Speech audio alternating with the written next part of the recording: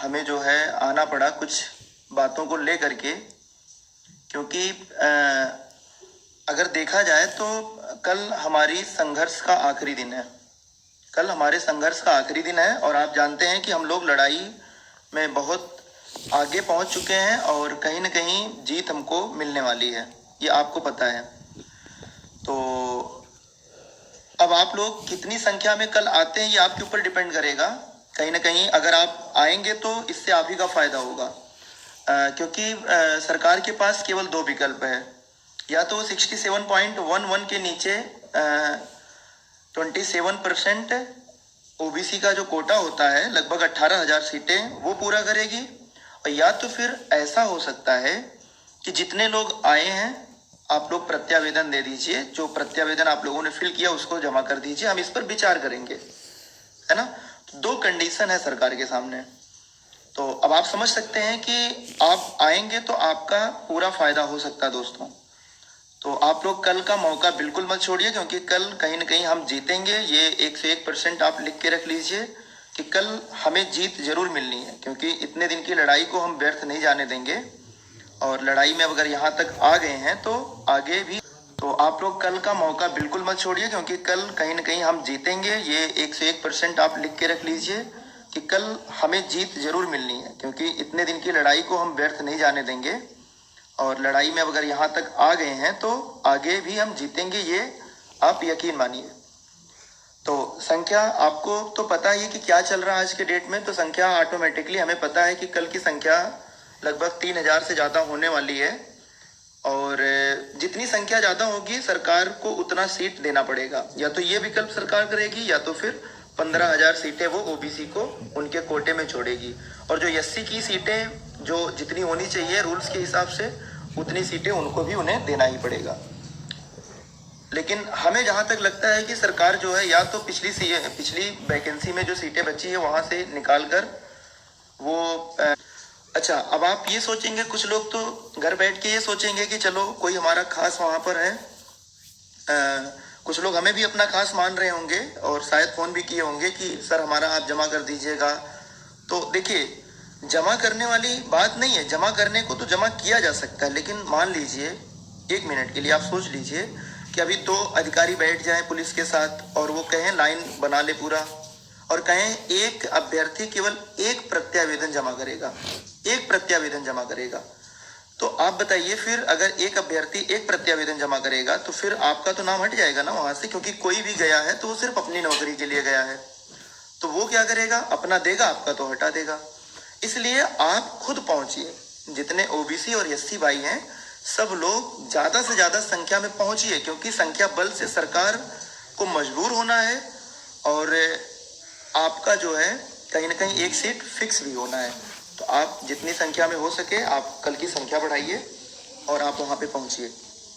ये तो हो गया सबसे इम्पोर्टेंट और आपके पक्ष में बात। आप आएंगे तो आपको आपकी सीट मिलेगी। हो सकता है कि सबको मिल जाए, आप नहीं भी आए तो भी आपको मिल सकता है, लेकिन तब जब सरकार 15,000 16,000 सीटें जो ओबीसी को नहीं दी है जब वो देगी तब, है ना। और अगर मान लीजिए वो नहीं देगी तो क्या करेंगे आप? अगर वो कह दी कि हम 15,000 सीटें नहीं देंगे, आपकी संख्या कितनी है, 3,000 है, चलो ठीक है 3,000 लोगों को हम नौकरी दे रहे हैं, तब आप क्या करेंगे घर पे बैठे बैठे? फिर आप जिंदगी भर अपने आप को कोसिएगा। तो कल की संख्या 3,000 से 4,000 आप लोग करिए, और यकीन मानिए कि सरकार झुकी हुई है, और अब आपको आके अपने सीट को रिजर्व करने के लिए यहाँ पे आपको आना ही पड़ेगा। आप आइएगा जरूर कल, जितनी संख्या में हो सके आप संख्या को बढ़ाइए।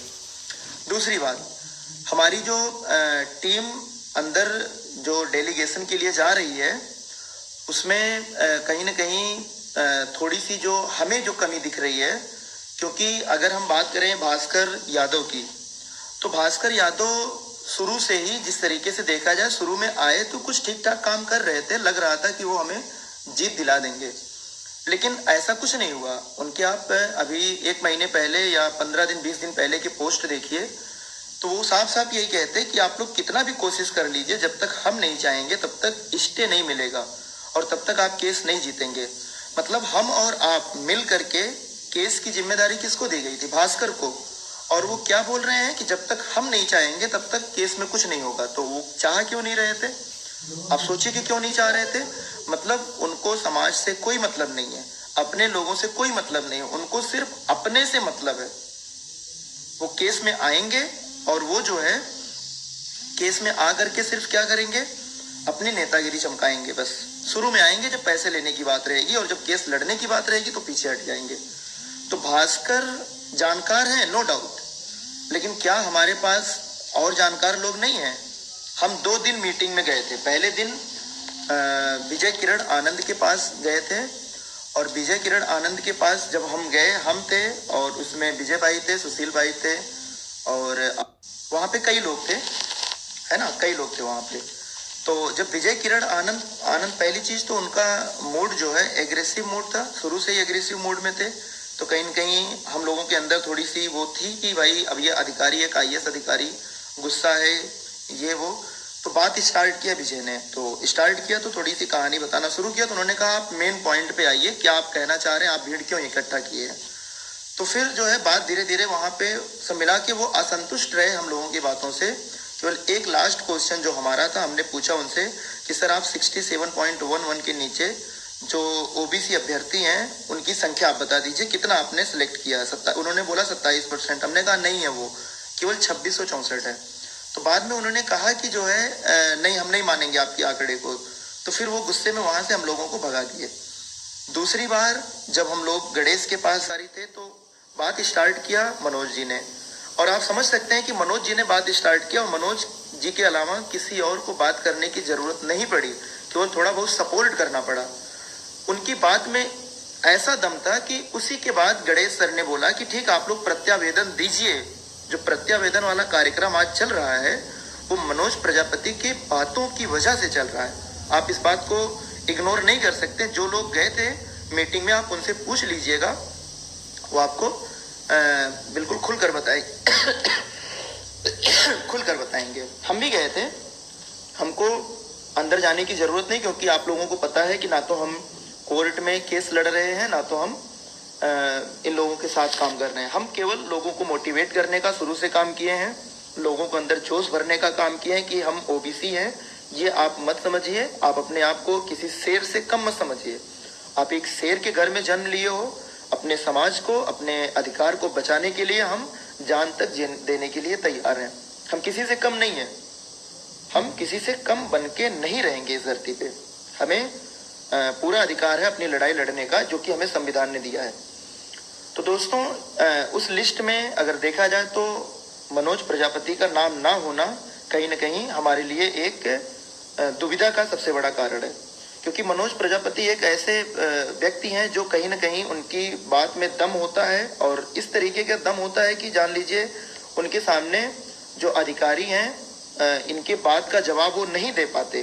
क्योंकि हमने देखा है, हम थे, अभय सिंह थे, आशीष यादव थे, और क्या नाम है, सावित्री पटेल थी। आप लोग पूछ लीजिएगा उससे कि उन्हीं की बात केवल थी वहां पे, उन्हीं की बात पे प्रत्यावेदन मांगा गया और किसी को बोलने की जरूरत नहीं पड़ी। तो अगर मनोज प्रजापति को नहीं ले जा रहे हैं तो ये कहीं ना कहीं दुख की बात है। और भास्कर को ले जाना मतलब वो, पहली चीज तो आज तक इस लड़ाई में, जो लड़ाई हम लोग लड़ रहे हैं आज 6 दिन से 7 दिन से, उसमें उसका 1% भी योगदान नहीं है। पैसे लेने के नाते, याचियों का पैसा लेने के नाते वो कभी कभी चेहरा दिखाने आ जाते हैं, बाकी उनका 1% योगदान नहीं है। तो हम ऐसे व्यक्ति को बिल्कुल नहीं सपोर्ट करेंगे, 1% नहीं सपोर्ट करेंगे। हमें पता है कि हमारे लोगों में इतना दम है। मनोज भाई, विजय यादव और रविंद्र बघेल, प्रदीप बघेल, इन लोगों के अंदर इतनी दम है, इतना इन लोगों के पास साक्ष्य है